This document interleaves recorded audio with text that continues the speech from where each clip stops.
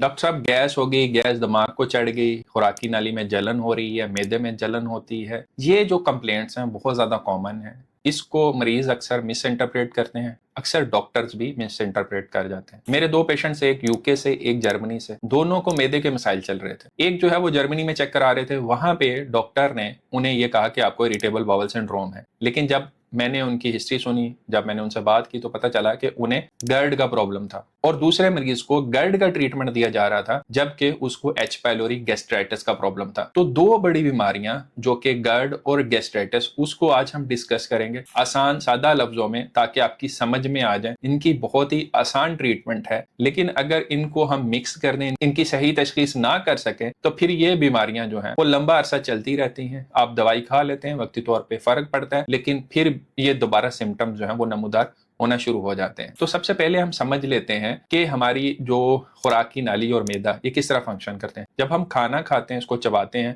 तो ये मुंह से हमारी खुराकी नाली में चला जाता है, वहां से फिर ये मैदे में जाता है। खुराकी नाली और मैदे के दरमियान में एक स्फिंक्टर या एक वेल्व होता है जो कि जब मैदे में खाना चला जाता है उसको वापस खुराक की नाली में आने से रोकता है। इसको हम लोअर इसोफेजियल स्फिंक्टर कहते हैं। तो जो प्रॉब्लम्स खुराक की नाली में होते हैं उनको हम गर्ड यानी गैस्ट्रोइसोफेजियल रिफ्लक्स डिजीज कहते हैं, और जो प्रॉब्लम जो है वो मैदे में होते हैं, मैदे की सोजिश की वजह से होते हैं, उनको हम गैस्ट्राइटिस कहते हैं। अब बात करते हैं कि इन दोनों बीमारियों के जो सिम्टम्स हैं वो किस तरह से थोड़े फर्क होते हैं। जो प्रॉब्लम होता है गर्ड का या रिफ्लक्स का प्रॉब्लम होता है, उसमें ये होता है कि मैदे के अंदर तेजाब तो ज्यादा पैदा हो रहा था, ठीक है, उस तेजाब ने जो वो स्फिंक्टर या वेल्व था उसको इरिटेट करना शुरू कर दिया। जब उसको इरिटेट करना शुरू कर दिया तो जैसे मैंने बताया कि खुराक जब मैदे के अंदर चली गई थी तो वहां से वापस खुराक की नाली में नहीं आनी चाहिए, क्योंकि उसके अंदर एसिड मिला होता है। जो हमारा मैदा होता है उसकी दीवारें मजबूत होती हैं, वो उस तेजाब को बर्दाश्त कर सकता है, लेकिन हमारी खुराक की नाली उसको बर्दाश्त नहीं कर पाती। तो जब ये वेल्व या स्फिंक्टर लूज हो जाता है, हमारी खुराक के कंटेंट्स वापस हमारी खुराक की नाली में आते हैं। इसको हम रिफ्लक्स कहते हैं या गैस्ट्रोइसोफेजियल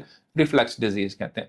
अब इसमें क्या होता है कि जब खाना हमारी खुराकी नाली में आएगा तो खुराक की नाली में जलन होगी। इसके अलावा अक्सर मरीज कंप्लेन करते हैं रात को उन्हें खांसी आती है। उसकी वजह भी यही होती है कि जब वो सीधा लेटते हैं तो उनके मैदे का तेजाब जो है उनके गले के पिछले हिस्से को इरिटेट करता है, जिससे फिर उनको नाइट टाइम कफ का प्रॉब्लम होता है। इसके अलावा कुछ लोग जो हैं वो सीने की जलन और हार्ट बर्न की कंप्लेंट करते हैं कि दिल वाली साइड पे हमें बहुत ज्यादा जलन महसूस होती रहती है, तो ये भी गर्ड की रिफ्लक्स की अलामत होती है। इसके अलावा कुछ लोगों की आवाज में तब्दीली आ जाती है, क्योंकि जो एसिड होता है वो उनकी वोकल कॉर्ड यानी आवाज पैदा करने वाले जो आला होता है उसको भी डिस्टर्ब कर। तो अगर ऊपर वाले हिस्से में आपको जलन के, तेजाबियत के, खांसी के या आवाज में तब्दीली के या मुंह के जायके की तब्दीली के प्रॉब्लम्स हो तो ये ज्यादातर रिफ्लक्स या गर्ड की वजह से होते हैं। लेकिन अगर प्रॉब्लम जो है वो मैदे के अंदर हो, मैदे वाली जगह जो है वहां पे आपको तकलीफ ज्यादा होती हो, वहां पे जलन ज्यादा होती हो, खाना खाने के बाद फुलनेस हो जाती है, ज्यादा देर भूख नहीं लगती है और नौजिया यानी उल्टी आने जैसी कैफियत होती रहती है, तो ये ज्यादातर अलामत जो हैं वो गैस्ट्राइटिस या मैदे की सोजिश की वजह से होते हैं।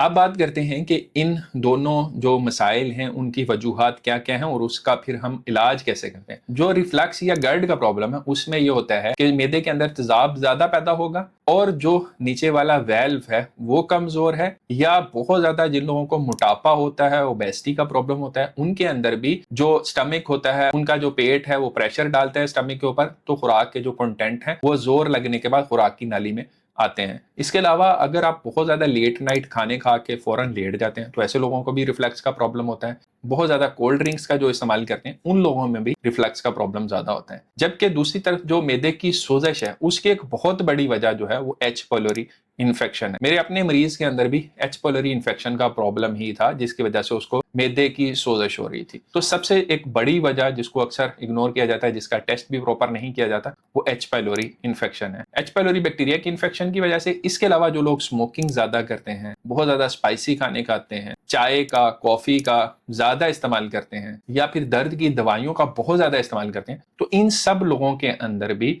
जो गैस्ट्राइटिस मैदे की सोजिश है उसका प्रॉब्लम हो जाता है। अब बात करते हैं कि इसका हमने इलाज कैसे करना है, मैनेजमेंट इसकी क्या है। कुछ ہدایت تو کامن ہے کہ جو لوگ سگریٹ پیتے ہیں، چائے زیادہ پیتے ہیں، اسپائسی کھانے زیادہ کھاتے ہیں، لیٹ نائٹ کھانے کھاتے ہیں، اس سے آپ نے پرہیز کرنا ہے تاکہ آپ کے معدے کے اندر جو تیزاب ہے وہ صحیح مقدار میں پیدا ہو، زیادہ آپ کے معدے کے اندر تیزاب پیدا نہ ہو۔ ریفلیکس کے اندر پھر ہم کیا کرتے ہیں کہ اس میں زیادہ تر ہم مریضوں کو بتاتے ہیں کہ اگر آپ کا وزن زیادہ ہے تو آپ نے وزن کو کم کرنا ہے، پھر ہی آپ کو گرڈ کے جو سمٹمز ہیں وہ کم ہوں گے۔ اس کے علاوہ اگر کسی کو ایکیوٹ سمٹمز ہو رہے ہیں، رات کے وقت کھانسی کا پرابلم ہو رہا ہے، اپنی جو ہیڈ سائڈ ہوتی ہے اس کو آپ نے 6 سے 8 انچ اونچا کر دینا ہے۔ اس کے علاوہ معدے کی تیزابیت کو کم کرنے والی کچھ دوائیاں ہوتی ہیں جن کو ہم 6 سے 8 ہفتے تک یوز کرتے ہیں تاکہ معدے کی تیزابیت کم کی جا سکے۔ اور معدے کی سوزش گیسٹرائٹس کے لیے جیسے میں نے بتایا کہ سب سے پہلے آپ کو ایچ پیلوری کا ٹیسٹ کروانا پڑے گا۔ اگر ایچ پیلوری پازیٹیو آتا ہے تو اس کے لیے اینٹی بایوٹکس کا ایک کورس ہوتا ہے، وہ آپ نے کرنا ہے، اس کے بعد ایچ پیلوری کا پرابلم ٹھیک ہو جائے گا۔ اس کے علاوہ معدے کی تیزابیت کم کرنے والی دوائیاں ہیں، اسپائسی کھانوں سے، بہت زیادہ مرغن کھانوں سے، ان سے آپ نے پرہیز کرنا ہے، اور درد کی دوائیوں کو ڈاکٹر کے مشورے کے بغیر استعمال نہیں کرنا۔ تو آج کی اس ویڈیو کے بعد آپ گیسٹرائٹس یعنی معدے کی سوزش اور گرڈ کے بارے میں تقریباً اتنا جان گئے ہیں جتنا کہ ایک عام ڈاکٹر جانتا ہے۔ تو اگر آپ کے اندر ان دونوں بیماریوں میں سے کسی بھی ایک بیماری کی علامت ہو تو آپ کو اب سمجھ آ جائے گا کہ آپ کو ریفلیکس کا پرابلم ہے یا گیسٹرائٹس یا معدے کی سوزش کا پرابلم ہے، اور پھر آپ کو یہ دیکھنا پڑے گا کہ کس وجہ سے آپ کو یہ پرابلم ہو رہا ہے۔ اگر تو وہ آپ کے حل کرنے والا مسئلہ ہے جیسے کہ وزن زیادہ ہے، سگریٹ نوشی زیادہ ہے، چائے زیادہ ہے، اسپائسی کھانے زیادہ ہیں، فاسٹ فوڈ زیادہ ہے، اس کو آپ نے کم کرنا ہے۔ لیکن اگر آپ کی ساری ڈائٹ بالکل ٹھیک ہے، اس کے باوجود بھی یہ پرابلم ہے، پھر آپ ڈاکٹر کے مشورے سے ایچ پیلوری کا ٹیسٹ کروا لیں اور ڈاکٹر کو چیک کروا کے اور پھر دوائیوں کے ذریعے سے اپنا علاج کر سکتے ہیں۔ امید ہے اس ویڈیو سے آپ کو کافی یوزفل انفارمیشن ملی ہوگی۔ اگر ویڈیو اچھی لگے تو اس کو لائک کریں، دوستوں کے ساتھ شیئر کریں۔ اس طرح کی مزید ویڈیوز کو دیکھنے کے لیے چینل کو سبسکرائب بھی کر لیں۔ اللہ آپ کو، آپ کے گھر والوں کو اور تمام اہل عیال کو اپنے حفظ و امان میں رکھے۔ اپنا بہت خیال رکھیے گا۔ اللہ حافظ۔